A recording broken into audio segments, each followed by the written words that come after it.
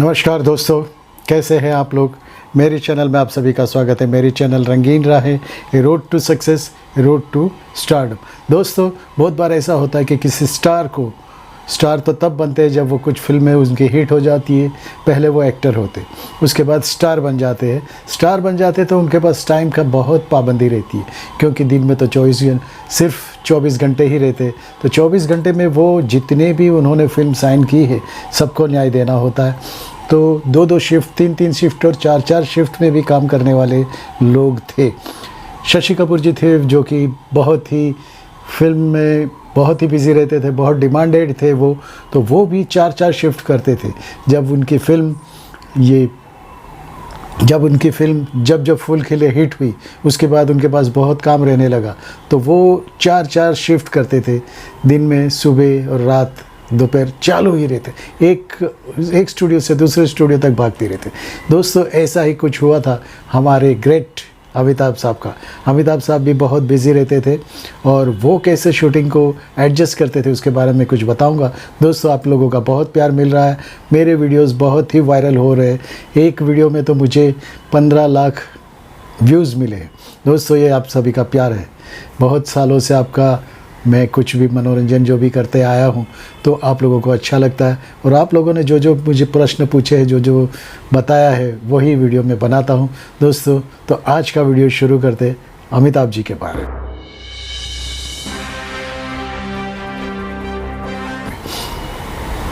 दोस्तों, हुआ ऐसा कि अमिताभ जी जब जंजीर फिल्म उनकी हिट हो गई तो उसके बाद बहुत बिजी रहने लगे। तो वो दिन में और रात में कंटिन्यूस शूटिंग करते थे।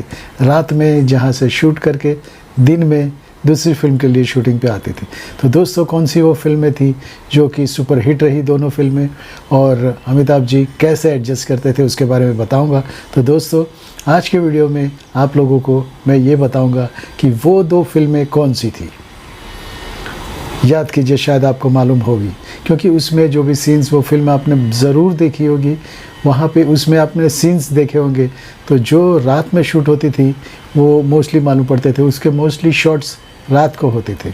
दूसरी फिल्म के सिर्फ दिन में शॉट होते थे। दोस्तों, ये फिल्म शायद आपको याद आ गई होगी। वो फिल्म थी शोले और दीवार। दोस्तों, आपने देखा होगा, शोले दिन में शूट करते थे बेंगलोर में, जहाँ पे वो उन्होंने सेट लगा था, तो वहाँ पे वो लगाते थे। शोले फिल्म में वहाँ पे दिन में काम करते थे और रात में दीवार की शूट करते थे। तो मोस्टली आप देखोगे, जो भी शॉट देखोगे, मैं इसमें आपको शॉट्स दिखाऊंगा, वो शॉट्स में वो नाइट में रहते थे दीवार की जब शूट करते थे। तो वो फ्लाइट से अप डाउन करते थे और ऐसे ही कुछ 2 महीने तक शूटिंग चली। और उनको जो बीच में फ़्लाइट में होते थे या तो जहाँ पे जाना होता था, उसमें जो 2, 5, 10, 15, 20 मिनट मिलती थी, उतना ही सोते थे, क्योंकि उन्हें भी मालूम है अब वो वक्त मेरा है, अभी मैं नहीं करूँगा तो फिर कब करूँगा। तो उस वक्त उनको टाइम भी कम पड़ता था। तो देखो, जैसे भी वो दीवार की शूटिंग होती थी, वहाँ से दीवार का शॉट्स देते थे। दीवार के शॉट्स होने के बाद तुरंत ही फ़्लाइट पकड़ के शोले के लिए आ जाते थे।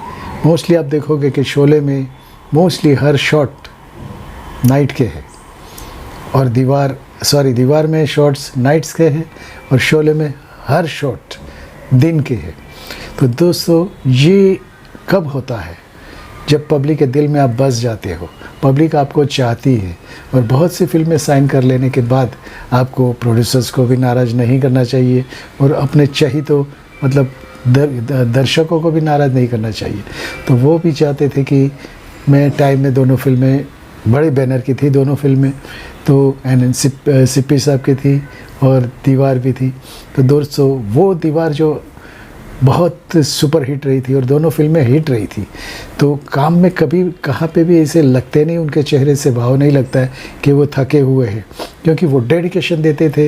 इतना डेडिकेशन होता था कि रात और दिन की 1 महीने 2 महीने तक सोए नहीं थे और वो शूट करते थे। दोस्तों, यही होता है, जब ऊपर वाला देता है तो छप्पर फाड़ के देता है। वैसे ही जैसे फिल्में मिलने लगती, कोई वक्त था जब वो शूटिंग करके सात हिंदुस्तानी उन्हीं का ही वक्त था। सात हिंदुस्तानी के बाद उनके पास कुछ काम नहीं था, तो प्रोड्यूसर्स के ऑफिस के चक्कर लगाते थे, सबसे रिक्वेस्ट करते रहते थे। महमूद साहब उनको बहुत मदद करते थे, तो महमूद साहब ने उनको बॉम्बे टू गोवा में भी लिया था। लेकिन दोस्तों, वो जब वक्त पे जो साथ दे वही साथ होता है। तो उसके बाद भी उनको थोड़ा काम कम ही मिलने लगा था, तो भटकते रहते थे, तो जाते रहते थे। उसमें उनको मनोज कुमार ने बहुत साथ दिया। मनोज कुमार के पास ये गए थे और कहा था कि मेरा कुछ शायद बनेगा नहीं, मैं अपने घर दिल्ली चले जाऊंगा। तो मनोज कुमार ने कहा थोड़े दिन रुक जाइए, मैं कुछ काम दूंगा। तो उन्होंने रोटी कपड़ा और मकान में जो सोल्जर का कैरेक्टर है वो उन्होंने किया था। तो रोटी कपड़ा और मकान में जो सोल्जर का रोल उन्हें मिला था, मनोज कुमार जी की वजह से मिला था।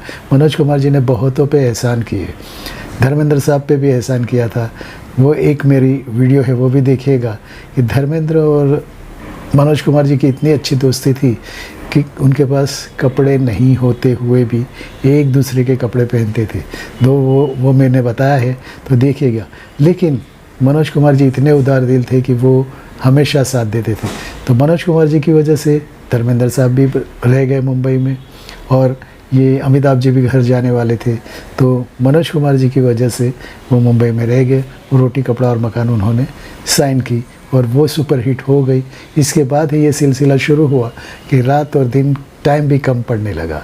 तो दोस्तों, आप ध्यान से देखोगे, शोले फिल्म देखोगे तो फ़र्क मालूम पड़ेगा, और दीवार फिल्म देखोगे तो रात ही के सीन्स मोस्टली दीवार में है।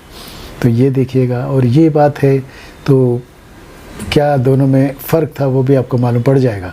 दोस्तों, यही होता है, सूरज जब चढ़ता है उसका फ़ायदा उठा लेना चाहिए, और अमित जी ने बरोबर उठाया और उनकी फिल्में हिट रही। उसके बाद तो फिल्म का तांता लग गया, और एंग्री यंग मैन बहुत दिनों तक, बहुत बरसों तक उन्होंने लोगों के दिलों पे राज किया, और आज भी 84 इयर्स पे वो काम करते हैं, मेहनत करते हैं। जब भी स्टूडियो में टाइम होता है जाने का, 8 बजे का अगर शिफ्ट हो तो 7:45 बजे वो पहुंच जाते। उनकी वजह से सब दूसरे लोग भी टाइम पे आ जाते, और वो सिर्फ 4 या 5 घंटे वो देते, लेकिन 4 और 5 घंटे में घर से इतने प्रिपेयर होके आते कि शॉट्स मोस्टली ओके ही होते और फटाफट काम हो जाता है। तो दोस्तों, इतने बड़े सुपरस्टार, इतने बड़े एंग्री यंग मैन आज भी हमारे बीच है, तो हमें उनकी इज्जत तो करनी चाहिए। दोस्तों, उनके जज्बे को सलाम। दोस्तों, मनोज कुमार जी को भी मैं सलाम करूंगा, क्योंकि उनकी वजह से हमें बहुत अच्छे ही ये एक्टर मिले। धर्मेंद्र साहब मिले मनोज कुमार जी की वजह से, और अमिताभ जी मिले मनोज कुमार जी की वजह से। दोस्तों, यही कुछ बातें थी। ऐसी ही रोचक बातें मैं लेके आऊँगा। मेरे वीडियोस देखते रहिए, और अगर आप नए हो तो नीचे जो लोगो आता है उसमें क्लिक कीजिए, सब्सक्राइब कीजिए, और ये वीडियो अगर आपको अच्छा लगे तो दोस्तों में भी बांटिए, और वैसे ही आप सब्सक्रिप्शन दीजिए। दोस्तों, आप लोगों का दोस्त, आपका होस्ट विपिन कुमार आपको नमस्कार करता है। भारत माता की जय, वंदे मातरम, नमस्कार। I love you friends, new friends also, welcome to my channel. दोस्तों, पसंद आया होगा। अगर आप कुछ चाहो तो मुझे वीडियोस में बताइएगा, नीचे बताइएगा नरेशंस में, तो मैं वो वीडियो बनाऊंगा। तो दोस्तों, भारत माता की जय, वंदे मातरम,